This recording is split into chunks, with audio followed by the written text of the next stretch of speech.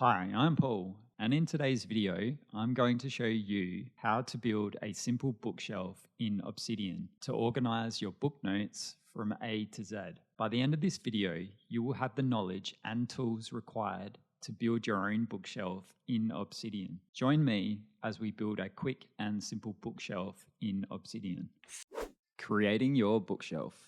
We'll start off by jumping into Obsidian. I'm just going to open up my left pane here, and I'm going to select my map of contents bookshelf. Then I'm going to close the left pane, and now I'm presented with my bookshelf 1.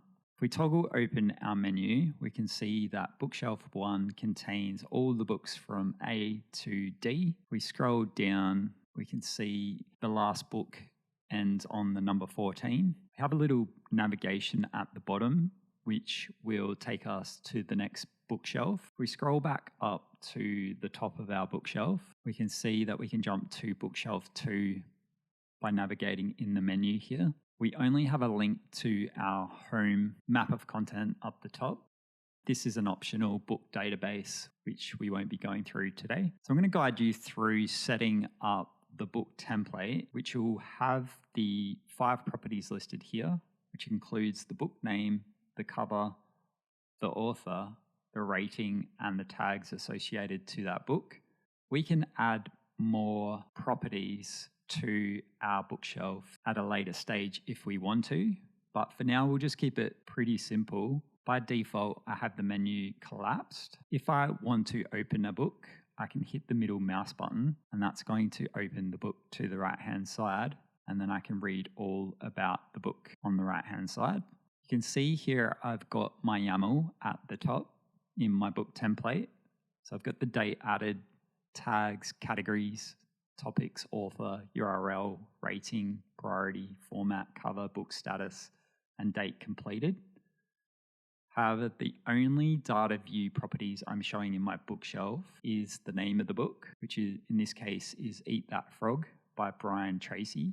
I've also got the book cover, which I've placed a book cover inside my toolkit, set the width of that book cover to be 150 pixels wide. I'm pulling in the author, in this case Brian Tracy. I don't have a rating for this book, so that's why it's empty here and it's showing empty here. And then I'm pulling in the tags in the tag field from this property here. So I can quite easily add more properties to my data view query. So all the bookshelf is a data view query, and this uses the community plugin called data view. So this bookshelf is creating a table. Cover is labeled as cover, author is labeled as author, rating as rating, tags as tags, and we're pulling these from a location in our second brain, which is our vault books. Go back to the data view query. You can see we've got an OR statement here as well. Any file in my second brain with the tag book. So we can see this one here has the tag book. And I'm also sorting it where the file name is between the letter E and the letter I. And then I'm sorting it ascending. We can see we have a link back to the bookshelf. We have a link to a book database. We have our navigation menu, which is using a caret with a link my bookshelf menu. We have the exclamation mark, which will display this link. Now this is referencing from the first bookshelf page here. Here is the original menu, and it's called my bookshelf menu.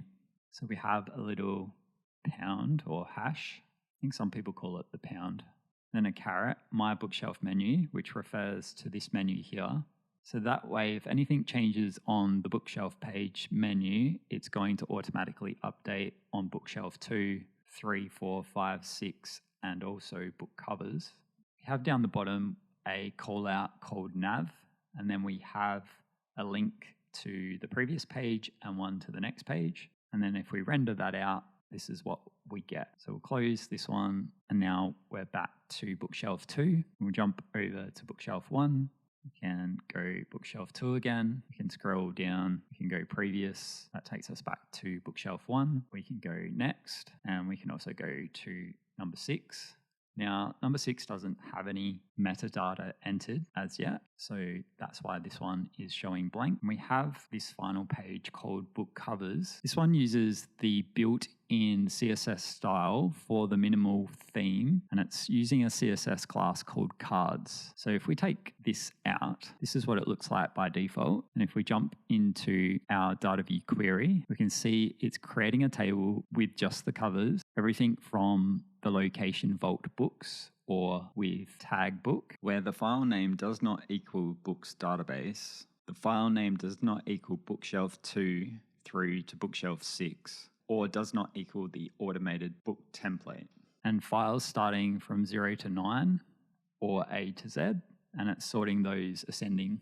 So when we go back to this mode here, we put in our cards CSS class. That's where the magic happens, and now we have a nice view of all our book covers. And because we haven't put all our book covers in, we're only seeing 23 books at this stage, but as you go through and build your bookshelf, then you can start adding in each book cover, every book that you're currently reading, books that you've read, or upcoming books that you would like to read.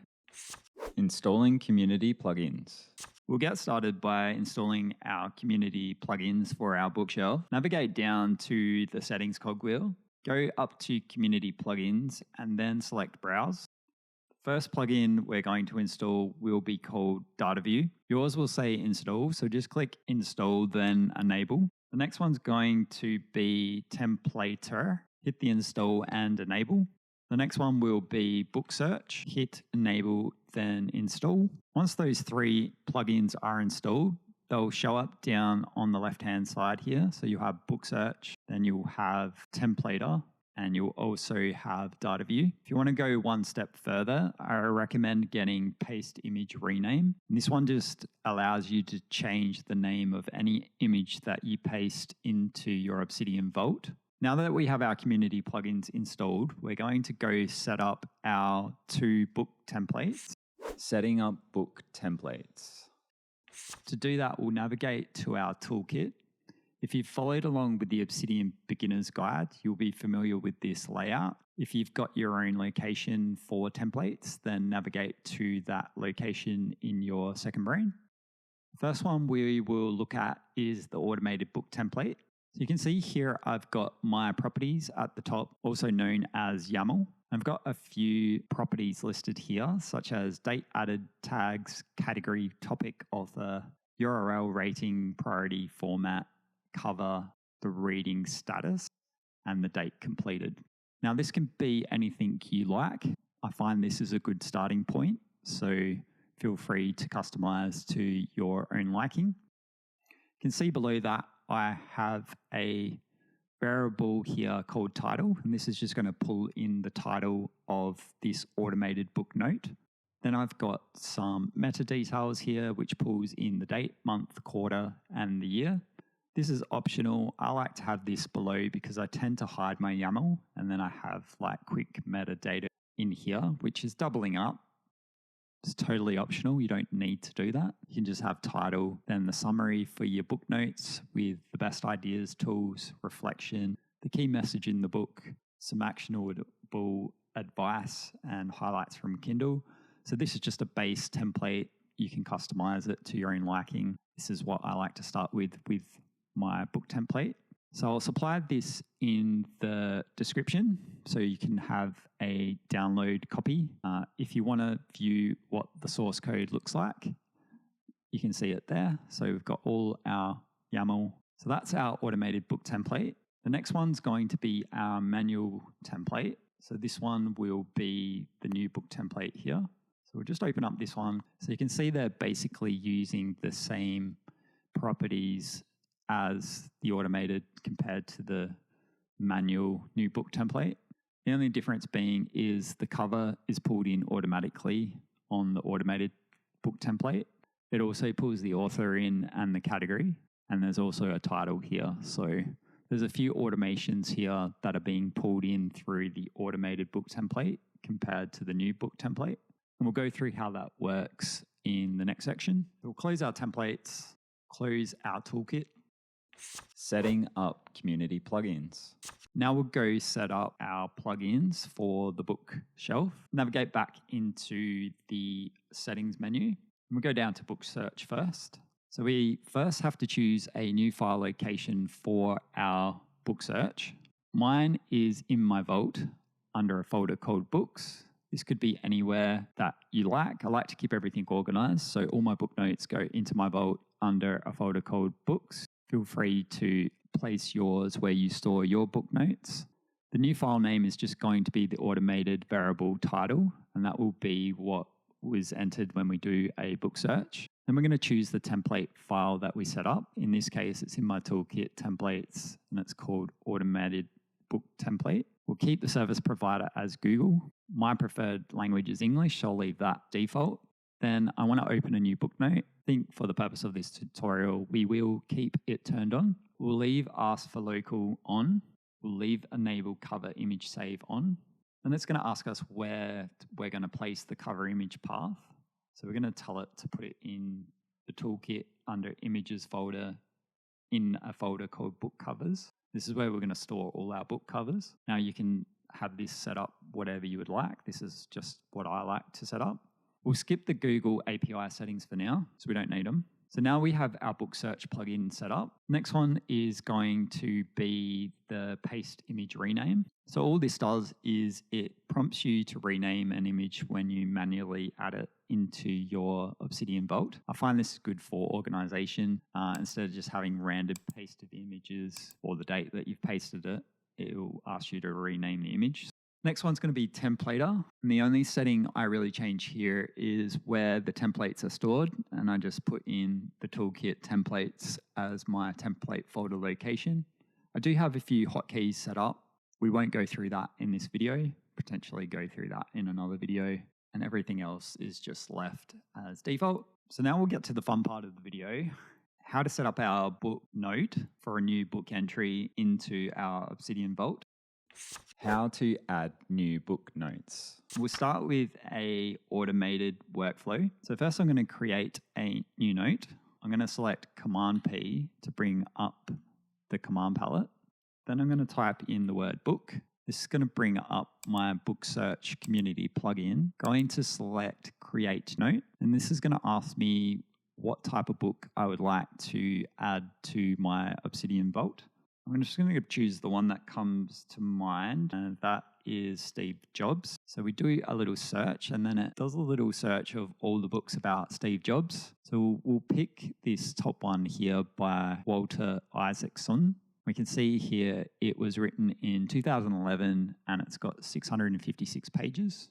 So just click that one, and then it's going to pull in our automated template. I'll just open that up side by side. So you can see that it's pulled in the book cover from this location, books.google.com, biography and autobiography, the author Walter Isaacson. It didn't add the date, so I have to change that to today's date. And by default, I've got the reading status as unread. So you can add a different status here if you want to. You can see here it's changed the title to Steve Jobs.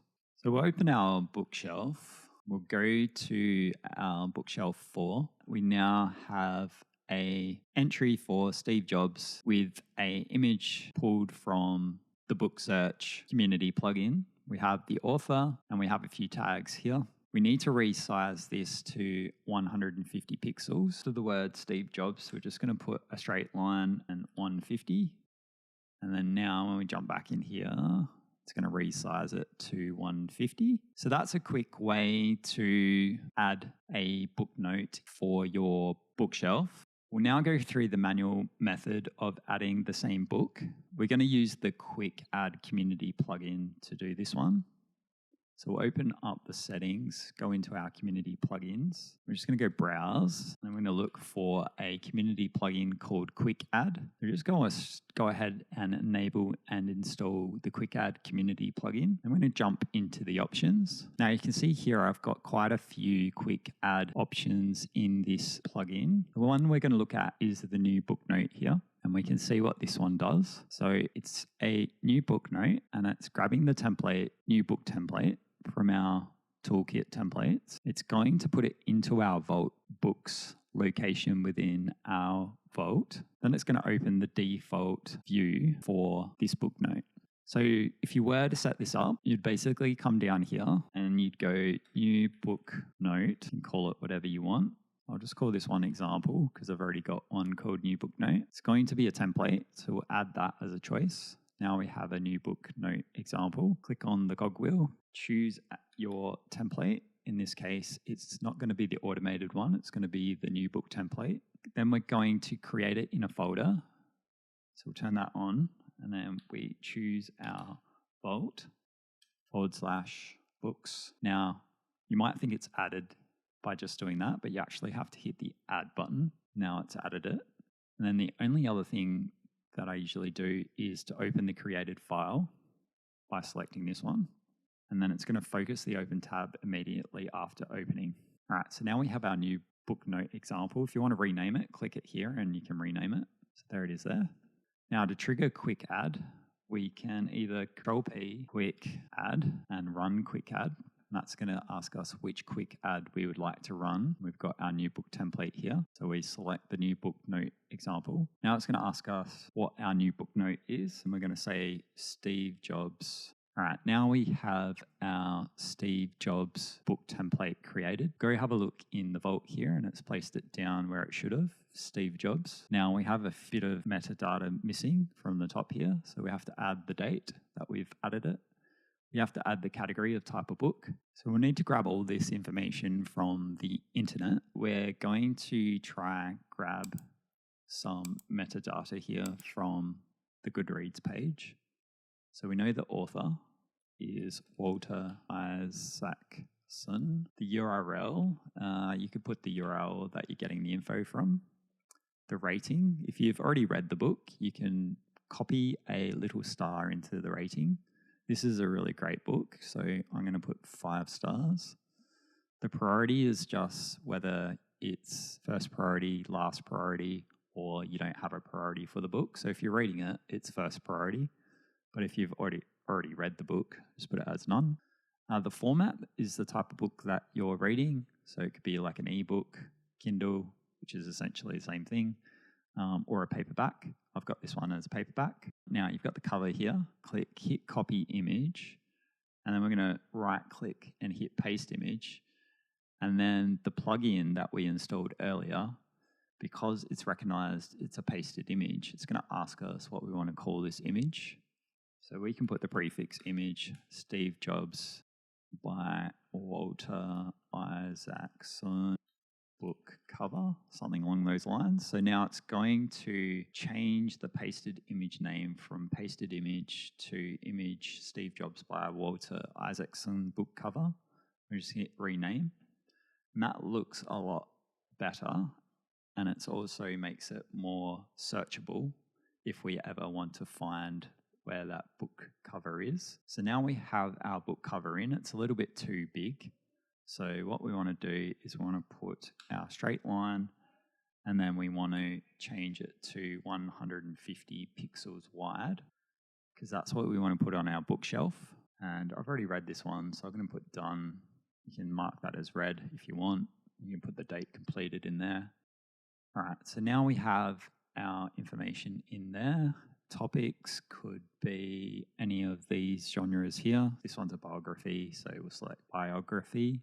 All right, so we've got enough information in there to start putting all your book notes in here. If you read it in a Kindle, you could copy your Kindle notes in here. You can put any quotes, reflection notes. You can build your best ideas and tools. We're not going to cover that in this tutorial, maybe in a future video. Now we have our manual entered book note. So we'll jump back into our bookshelf under the letter S, and now we have our book note on the bookshelf ready to be displayed. And if we want to see it on our book covers page, we have Steve Jobs. Always lonesome because all the other S books are not built yet, but they're coming. They're coming, guys. They're coming. Just takes a bit of time and patience and focus, and we can get there. Alrighty, so now we have that one. So I hope this video has been useful. It shows you how you can create a powerful bookshelf in Obsidian with using a few plugins, setting up your vault to organize your books. Thanks for watching, and I'll see you in the next video.